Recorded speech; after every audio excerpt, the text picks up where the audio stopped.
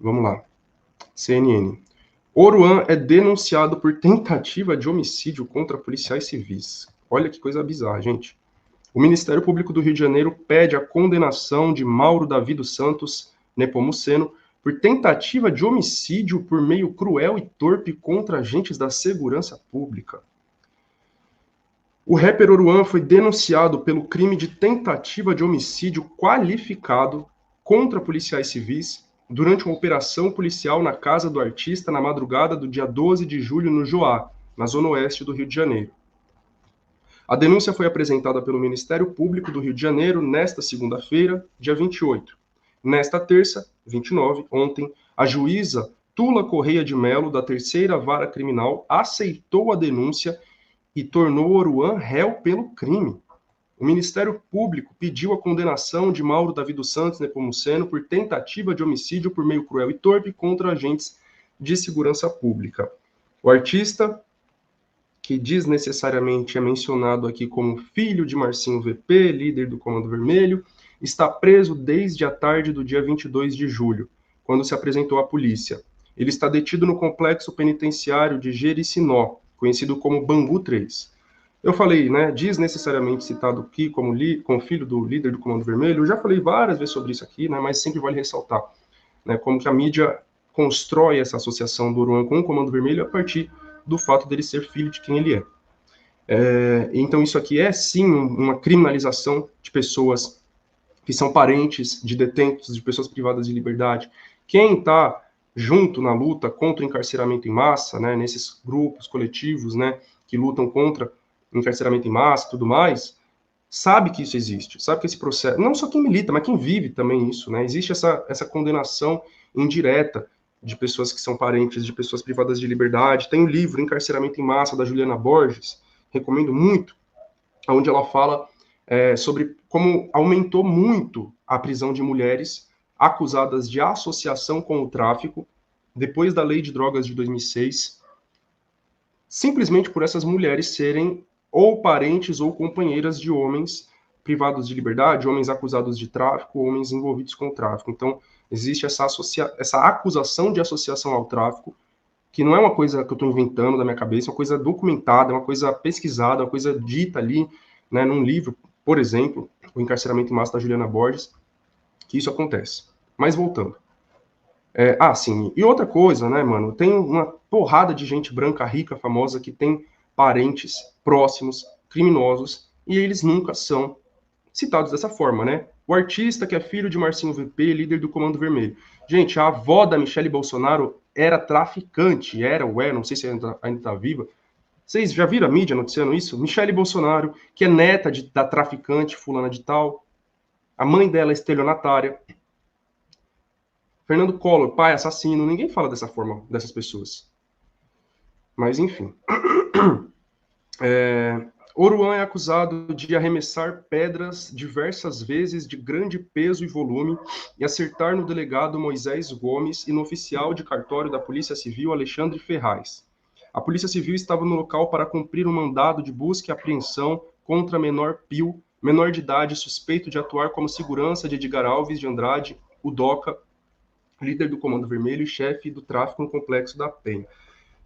Só que a matéria não menciona, né, que esse mandado de prisão foi cumprido meia-noite. Isso não existe, gente. Não existe isso, mandado de prisão ser cumprido meia-noite. Ou melhor, mandado de busca e apreensão, né? Esses mandados têm que ser cumpridos durante o dia, horário comercial. Enfim. A Promotoria de Justiça apresentou laudos periciais e a segunda lei de Newton para qualificar o risco do lançamento das pedras contra os policiais. O órgão conclui que a força de impacto dos arremessos é muito acima do limiar de fratura óssea craniana, podendo resultar em lesões letais imediatas.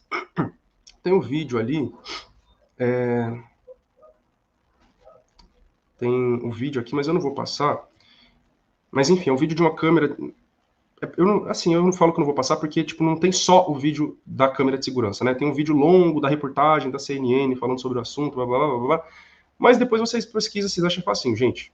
No vídeo você não vê ninguém arremessando pedra nenhuma. Para não dizer que você está passando pano por Oruan. Ele bate no vidro da viatura, do carro, né? Bate sim no vidro. Não tem parte nenhuma que mostre ele arremessando pedra, ele ou qualquer outra pessoa arremessando pedra nenhuma. Pode ser que tenha feito isso por outro ângulo que a câmera não pegou? Pode ser, mas aí não tem como provar também. Enfim. William Matheus Viana Rodrigues Vieira, que estava junto com o artista na casa, também foi denunciado por tentativa de homicídio qualificado por arremessar pedras contra os agentes. Ao receber a denúncia, a Justiça determinou a prisão preventiva dos dois acusados para garantia da ordem pública e da aplicação da lei penal. Oruan já está preso preventivamente em Bangu 3, mas a juíza expediu um novo mandado de prisão para o artista.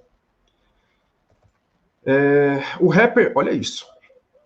Oruan, enfim, quando ele foi preso, né, Oruan tem a minha idade, 25 anos, né, foi preso, classificado como preso de alta periculosidade pelas autoridades do Rio de Janeiro.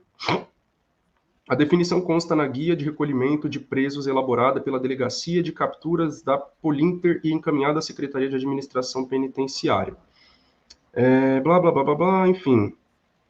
Olha isso, entre os motivos citados. O fato dele ser declaradamente associado ao Comando Vermelho, o que não é verdade, que faz o fato dele ser declaradamente associado, isso não existe. Faz uso do imóvel onde mora para receber foragidos da justiça, que atentou contra a vida de policiais e não se intimidou ao buscar refúgio na base da facção criminosa e insuflar simpatizantes e a própria quadrilha contra as forças de segurança. Quando eles falam aqui base da facção criminosa, eles estão se referindo ao Complexo da Penha, ou seja, criminaliza a própria favela também.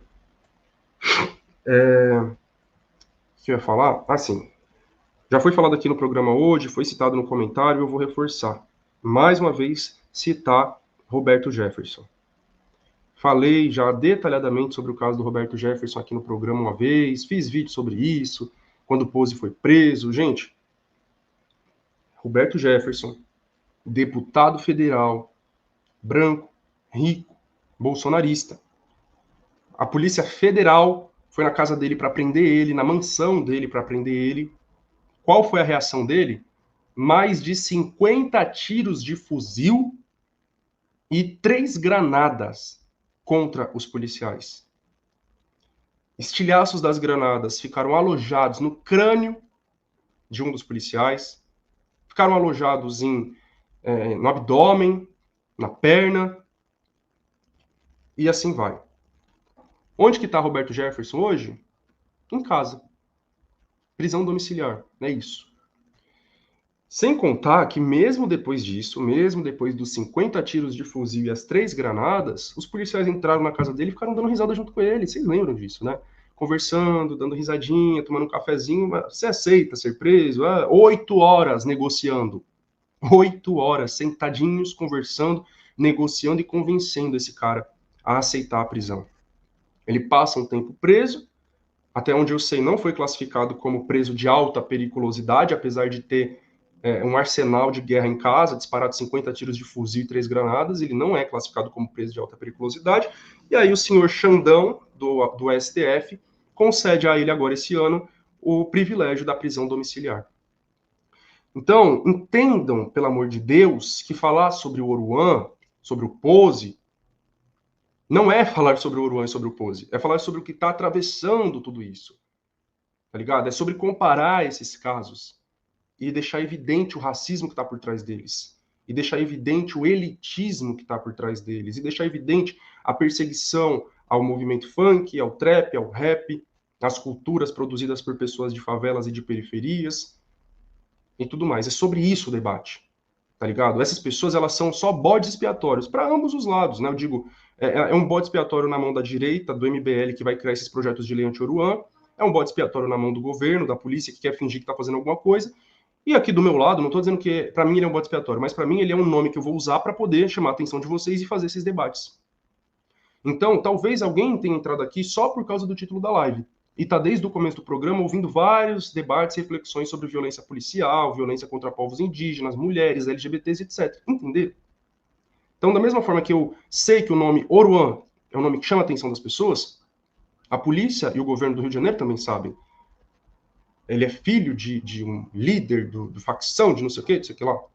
É fácil, né, bater nessa pessoa, prender essa pessoa de forma racista e elitista, inclusive. Agora, vamos comparar com o caso do Roberto, Jefferson, de quem quer que seja. O próprio caso de hoje, que a gente está falando aqui mais cedo, do caso do cara branco que espancou a namorada dentro do elevador. Não teve classificação como preso de alta periculosidade. Não teve ele sendo algemado com as mãos para trás e a cabeça sendo abaixada, igual fez com o Pose. Enfim, eita, já deu 6 horas. Thalita, Leandro, se vocês estiverem por aqui, desculpa, vou passar só um pouquinho, vou me esforçar para correr e terminar o quanto antes. Eu não vou abrir outras notícias para ler, né, mas, enfim, só falando aqui por cima, então, para vocês, ainda sobre atualizações desse caso, o Oruan recebeu uma ordem de despejo da casa dele. Então, por causa de toda essa repercussão do caso, olha como que as coisas afetam a vida das pessoas, né? Por causa dessa repercussão do caso, o dono da mansão dele, da casa dele, disse que o imóvel está sendo muito exposto e que, por isso, emitiu esse mandado, essa ordem de despejo contra o Oruan. E a família dele, a esposa e tudo mais, né? A noiva. Por fim, a lei anti-Oruan já foi aprovada em 46 cidades de 13 estados. Lei anti-Oruan, criada pelo MBL, já foi aprovada em 46 cidades de 13 estados. Entre essas cidades, 3 capitais. Acho que são 4. É que eu tinha aberto uma matéria aqui que diz 3, mas eu lembro de mais uma, né? Então, Vitória, no Espírito Santo, Campo Grande, no Mato Grosso do Sul, e esqueci as outras. Esqueci, gente, mas é isso. Já foi aprovado em algumas capitais e São Paulo está avançando aí, né? Já tramitou em todas as comissões que tinha que tramitar e foi aprovado em todas elas, e agora falta ser votado no plenário, né? Ou seja, a votação de fato.